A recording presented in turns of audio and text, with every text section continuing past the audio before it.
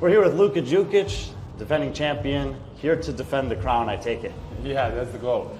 I mean, I was here last year, it was amazing, and immediately after the competition was done, I was like, okay, I have to come here back next year, and then the dates were a bit later, but the goal is the same as last year. Yeah.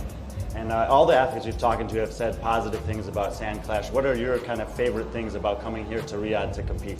I love it that it's like kind of one big party. Like it's dark in the arena. Like we have these party lights similar to last year. It's actually pretty packed. Like the stands are almost full for every event. The crowd is really like electric, and they are like cheering for their athletes. And yeah, like every other competition in the Middle East, I just love the community here. So it's amazing.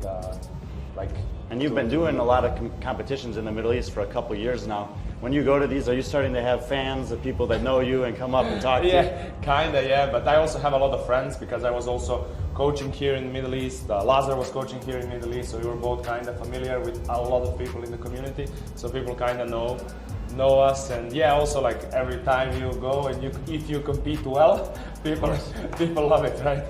Yeah, and you compete well and you compete often. A lot of people sometimes wonder, how does this guy compete so much? What's your secret to managing more competitions than most people would do in a year?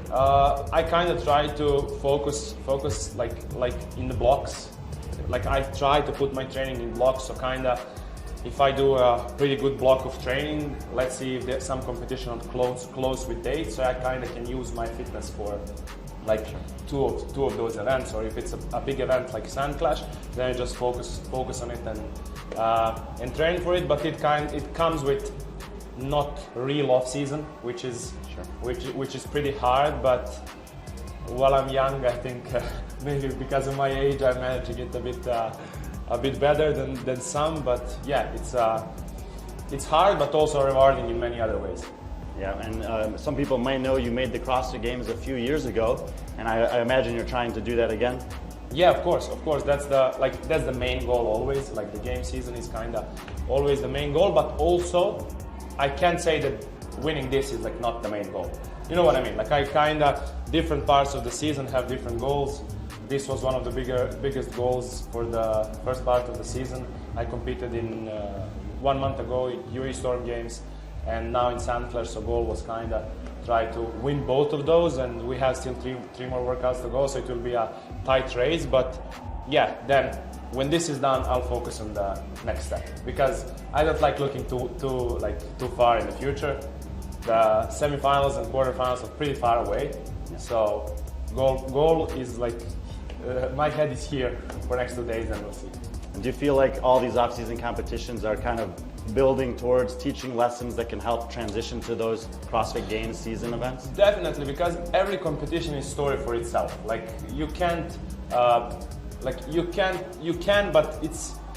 every competition has its own story, its own workouts, and then like you need to learn how to manage the stress around the competition. Sometimes the workouts will go your way, sometimes the whole competition will go perfectly, and sometimes the competition will not go your way. So you need to learn how to manage those emotions, and also to know when you compete a lot, you also know like, okay, this is what I need to change. This is what I like. Okay, I have 2 months until next competition.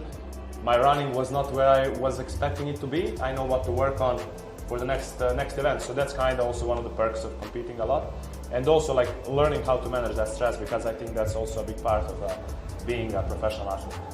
Absolutely. Well, like you said, we're halfway through the competition. It's pretty tight at the top, so we'll let you go and get ready for the next one. But thank you for being here, Luka. I know the fans love that you come back. Thank you very much. Yeah.